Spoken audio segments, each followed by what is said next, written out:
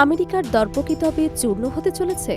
মধ্যপ্রাচ্যের আকাশ থেকে দাউ দাউ করে জ্বলতে জ্বলতে খসে পড়েছে শত মিলিয়ন ডলারের মার্কিন F-15 যুদ্ধবিমান।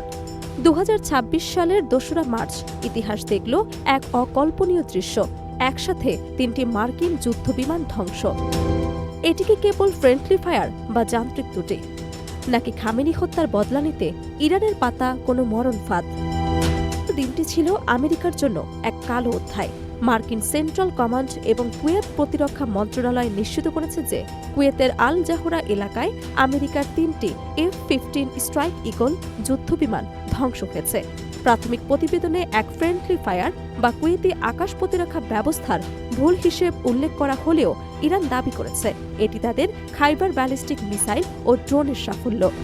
কুয়েতের আল সালেম বিমান ঘাঁটি থেকে মাত্র 10 কিলোমিটার দূরত্বের মধ্যে এই ভয়াবহ ঘটনা ঘটে।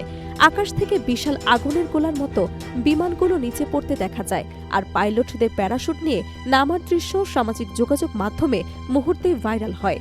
প্রতিটি F-15 ফাইটারের মূল্য প্রায় $100 মিলিয়ন বেশি, অর্থাৎ একদিনেই আমেরিকার অন্তত $300 মিলিয়ন সামরিক সরঞ্জাম ছাই হয়ে গেছে। ইরানের ইসলামী রেভলিউশনারি গার্ডস এই ঘটনার ঠিক পরেই বড় ধরনের দাবি করেছে। তারা জানিয়েছে 28শে ফেব্রুয়ারি তাদের সর্বোচ্চ নেতা আয়াতুল্লাহ আলী খামেনিকে হত্যার প্রতিশোধ হিসেবে তারা এই হামলা চালিয়েছে। ইরানের দাবি শুধু কুয়েতেই সীমাবদ্ধ নয়, তারা দাবি করেছে যে তাদের ক্ষেপণাস্ত্র সরাসরি ইসরায়েলি প্রধানমন্ত্রী বেনজামিন নেতানিয়াহুর কার্যালয় এবং বিমান বাহিনীর সদর দপ্তরেও আঘাত হেনেছে। যদিও ইসরায়েল দাবি করেছে নেতানিয়াহু নিরাপদে আছেন, কিন্তু মধ্যপ্রাচ্যের আকাশ থেকে মার্কিন বিমানের পতন ও আমেরিকার 6 জন পাইলটের আহত হওয়া প্রমাণ করে পরিস্থিতি ওয়াশিংটনের নিয়ন্ত্রণের বাইরে চলে যাচ্ছে। একদিনে 3টি আধুনিক যুদ্ধবিমান হারানো কেবল আর্থিক ক্ষতি নয়, বরং এটি আমেরিকার সামরিক শক্তির উপর এক বিশাল মনস্তাত্ত্বিক আঘাত।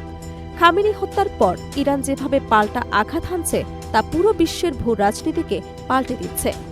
আমেরিকার পরবর্তী পদক্ষেপ কি হবে এবং বিশ্ব কি এক অনিবার্য যুদ্ধের দিকে যাচ্ছে?